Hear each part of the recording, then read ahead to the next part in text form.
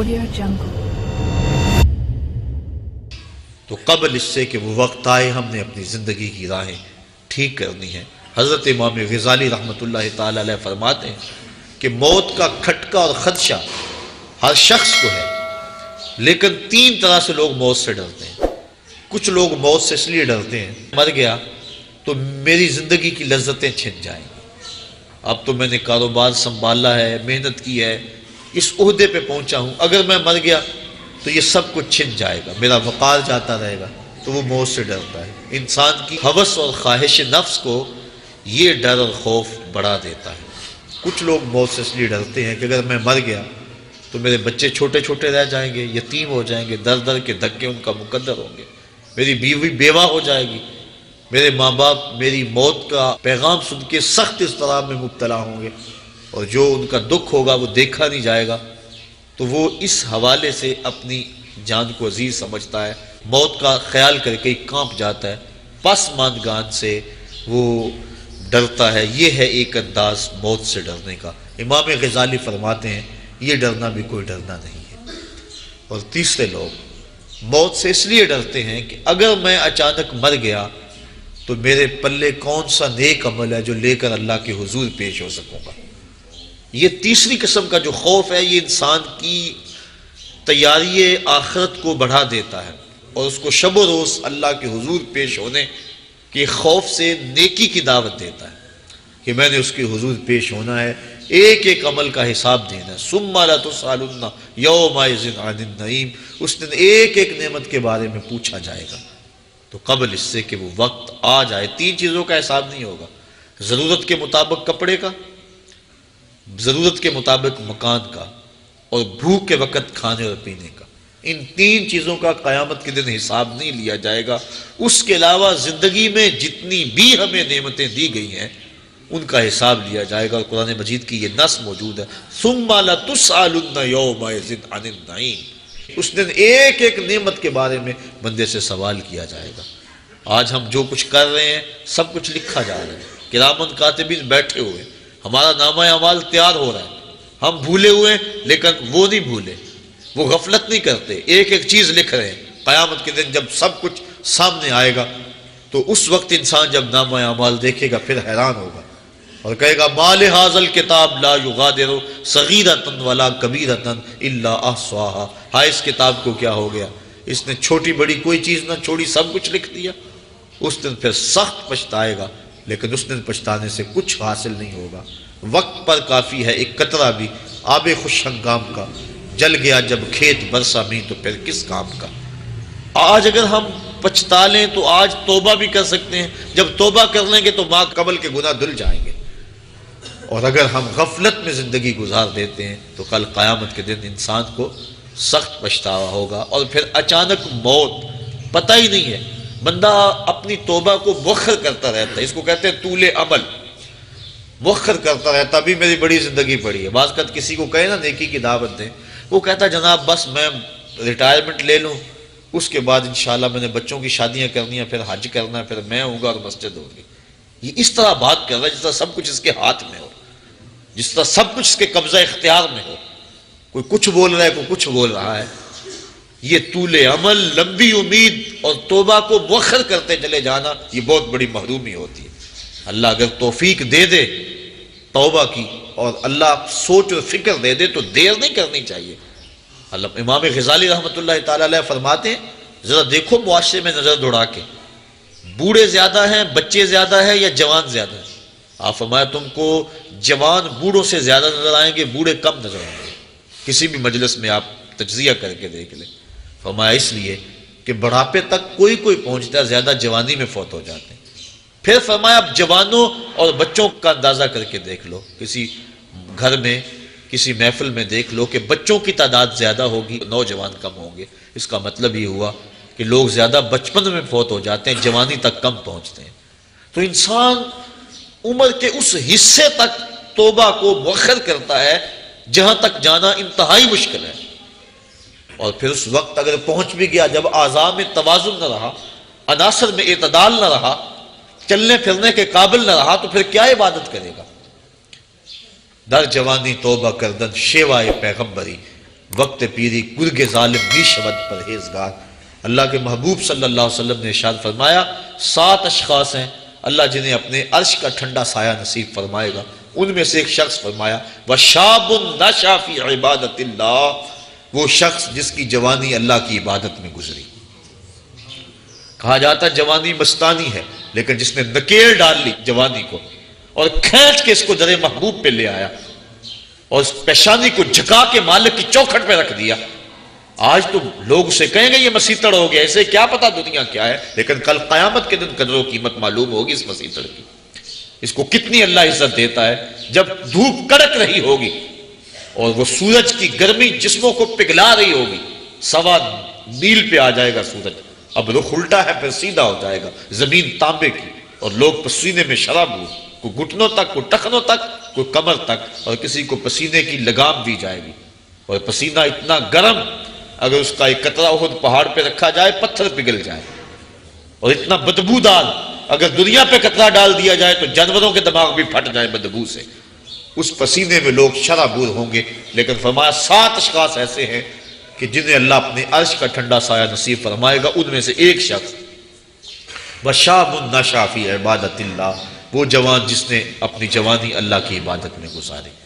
اور اللہ کے محبوب صلی اللہ علیہ وسلم نے ارشاد فرمایا میں اللہ کا حبیب ہوں، اور جو جوان جوانی میں توبہ کرے وہ بھی اللہ کا حبیب ہے۔ کتنا بڑا اعزاز ہے، ہم کیوں غافل ہیں؟ کیا ہمیں مرنا یاد نہیں ہے؟ اپنی توبہ کو کیوں مؤخر کرتے ہیں؟ انسان کو یقین بھی ہو کہ میری زندگی اتنی ہے تو توبہ اس یقین کے ساتھ مؤخر کرے، تو اسے پھر بھی خیال کرنا چاہیے کہ اب جو میرے دل کی حالت ہے شاید پھر دوبارہ کبھی نہ ہو۔ اب جو دل کی کیفیت بنی ہے، عمر اگر ہو بھی تو دوبارہ یہ کیفیت ہی نہ بنے، غلاف ایسے چڑھ جائیں، غفلت اتنی طاری ہو جائے کہ دوبارہ اس سمت میں آؤں ہی نہ۔ بنی اسرائیل میں ایک شخص تھا، اس کو بذریعہ وحی خبر دی گئی کہ اس کی عمر 1000 سال ہے، وہ بڑا متقی اور پرہیزگار تھا۔ اس نے کہا میری اتنی لمبی عمر ہے اور توبہ کا دروازہ آخری سانس تک کھلا ہوا ہے، تو میں کیوں اپنے آپ کو عبادت کی بھٹی میں جلاؤں؟ اس نے کہا کہ میں 900 سال گناہ کر لیتا ہوں، 100 سال قبل توبہ کر لوں گا۔ پھر اس نے ایسا ہی کیا۔ علماء لکھتے ہیں کہ وہ 900 سال گناہ کرتا رہا، جب 100 سال رہ گیا اور اس کو خیال آیا کہ میں نے 100 سال قبل توبہ کرنی ہے، چونکہ دل اس کا سیاہ ہو چکا تھا، گناہوں کی لت پڑ چکی تھی، اب اس نے کہا کہ 100 سال بھی کیا ضرورت ہے نیکی کی بھٹی میں جلنے کی، آتش نیکی میں اپنے آپ کو گالنے کی، میں 90 سال اور گناہ کر لیتا ہوں اور آخری 10 سال قبل توبہ کر لوں گا۔ پھر 90 سال بھی بیت گئے، اس کے بعد پھر 90 سال کے بعد 10 سال آئے، توبہ کا خیال آیا، پھر کہا 1 سال قبل کر لوں گا، تک 1 مہینہ، 1 ہفتہ، علامہ رومی کہتے ہیں 1 دن باقی رہ گیا، اور اب وہ کہتا تھا میں یہ کر لوں وہ کر لوں، فلاں چیز رہ گئی ہے، حتیٰ کہ اس کی روح دبوچ لی گئی، اس کو توبہ کی توفیق نہ ہو سکی۔ تو انسان کا اگر دل راغب ہو جائے اچھائی کی طرف، نیکی کی طرف، اس کو توبہ کرتے ہوئے دیر نہیں کرنی چاہیے، اگر یقین بھی ہو کہ میری زندگی اتنی ہے۔ لیکن ہمیں تو اپنی زندگی پر بھروسہ ہی نہیں ہے، آج کل موتیں اچانک آ رہی ہیں۔ حضور نبی رحمت صلی اللہ علیہ وسلم نے اچانک موت سے پناہ مانگی، اللہم انی اعوذ بک من الموت الفجاۃ، اے اللہ اچانک موت سے تیری پناہ مانگتا ہوں۔ حضرت یعقوب علیہ السلام وعدہ لیا ہوا تھا حضرت اسرائیل علیہ السلام سے کہ میری روح قبض کرنے کے لیے اچانک نہیں آنا، پہلے کوئی قاصد یا کوئی پیغام بھیج دینا تاکہ میں موت کی تیاری کر لوں۔ ایسا ہی ہوا۔ حضرت اسرائیل علیہ السلام ایک دن حاضر ہوئے، پوچھا کہاں آئے ہو، کدھر آئے ہو؟ کہا میں قبض روح کے لیے آیا۔ کہا تم نے تو وعدہ کیا تھا کہ پہلے کوئی قاصد یا پیغام بھیجوں گا، تم نے نہ کوئی قاصد بھیجا نہ پیغام بھیجا۔ کہا حضرت آپ کے سامنے کتنے لوگوں کی موت واقع ہوئی ہے، یہ میرا قاصد نہیں تھا تو اور کیا تھا۔ آپ کی داڑھی میں سفید بال آ گئے، یہ میرا قاصد نہیں تھا تو اور کیا تھا۔ آپ کی آنکھوں میں سفیدی اتر آئی ہے، یہ میرا قاصد نہیں تھا تو اور کیا تھا۔ تو لوگوں کی موت ہمارے لیے سامان عبرت ہے، یہ ہمارے لیے پیغام ہے موت کا۔ داڑھی میں سفید بال آنے لگے تو سمجھ لو موت کا قاصد آ گیا۔ حضرت عمر فاروق رضی اللہ تعالیٰ عنہ صبح و شام دوپہر ایک ملازم آ کے آپ کو کہتا ہے اے عمر موت کو نہیں بھولنا، کپ کپا کے رہ جاتے، اپنا محاسبہ کرتے، توبہ کرتے، 2-3 مرتبہ دن میں وہ حاضر ہوتا۔ ایک دن وہ آیا، آپ نے اس کو مشاہدہ دیا، کہا میاں آج کے بعد نہیں آنا۔ حضرت مجھ سے کوئی گستاخی ہوگی؟ کہا نہیں۔ تو پھر کیا ماجرا ہے، مجھے چھٹی کیوں کروائی جا رہی ہے؟ تو حضرت عمر فاروق نے داڑھی پہ ہاتھ رکھا، ایک بال الگ کیا، وہ بال سفید ہو چکا تھا، کہا میاں اب تیرے آنے کی ضرورت نہیں ہے، یہ بال ہی مجھے چین سے نہیں بیٹھنے دے گا، ہماری تو پوری داڑھی سفید ہو جائے۔ میاں محمد بخش عارف کھڑی رومی کشمیر نے کیا خوب کہا تھا، ہڈیاں کمبن گوڈے کھڑکن تے اڑ گیا لک تیرا، اجے بھی بدیوں باز نہ آئوں جیو مرد دلیرا، یا ایھا الانسان ما غرک بربک الکریم، اے انسان تجھے کریم رب سے کس نے غافل کر دیا ہے؟ الذی خلقک فسواک فعدلک فی ای صورت ما شاء رکبک، جس رب نے تجھے پیدا کیا، تیرے اعضاء کو توازن دیا، تجھے حسن دیا، تجھے جوانی بخشی، تجھے گوناگوں نعمتوں سے نوازا، تجھے کا سلیقہ دیا، تجھے چلنے کا طریقہ دیا، تجھے حواس خمسہ سے نوازا، تجھے بہتریاں اور بھلائیاں نصیب کی، اور اس مالک کا در چھوڑ کر تو کہاں بھاگ رہا ہے؟ ما غرک بربک الکریم، بتا وہ کون سی چیز ہے جس نے تجھے رب سے مغرور کر دیا ہے؟ دولت وہ 4 دن کی کہانی ہے، حسن ڈھل جانے والا ہے، دولت ختم ہو جانے والی ہے، جوانی وہ آج ہے کل نہیں ہوگی، تو کس چیز نے تجھے مغرور کر دیا؟ مالک کے حضور ہم نے اپنی محبتوں اور اپنی الفتوں کا خراج پیش کرنا ہے، اور اس کی عبادت سے، اس کے ذکر و فکر سے اپنے اندر کو تابیدگی دینی ہے۔ ایسا نہ ہو کہ ہماری زندگی ساری برباد ہو جائے اور پھر بعد میں ڈاڈا پچھتاوا ہو۔ یہ مرنے والے ہمارے لیے سامان عبرت ہیں۔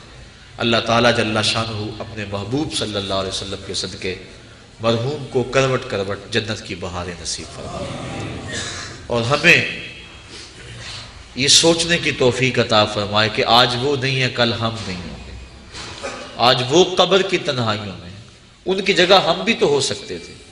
حضرت امام غزالی فرماتے ہیں اللہ نے مرنے والوں کے ذریعے سے جو پسماندگان ہیں ان پر احسان کیا۔ پوچھا گیا وہ احسان کیسے؟ وہ تو بیچارے دکھ میں مبتلا ہیں، جن کا بھائی بچھڑ گیا، جن کا بیٹا بچھڑ گیا، جن کا باپ بچھڑ گیا، وہ تو دکھ میں ہے۔ آپ کہتے ہیں احسان ہوا؟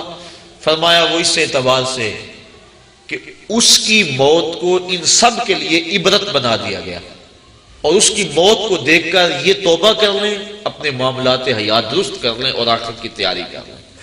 اور اگر ان میں سے کسی کی موت کو اس کے لیے عبرت بنا دیا جاتا تو یہ کیا کرتے؟ اس لیے اللہ نے مرنے والوں کے ذریعے سے جو باقی پسماندگان ہیں ان پر احسان کیا، اور ان کو ایک اور موقع سنبھلنے کا دیا کہ وہ سنبھل جائیں اور اپنی زندگی کی راہیں ٹھیک کر لیں۔ تو یہ ہمارے لیے ایک موقع ہے کہ ہم اپنی زندگی کی راہوں کی درستگی کا سامان کریں۔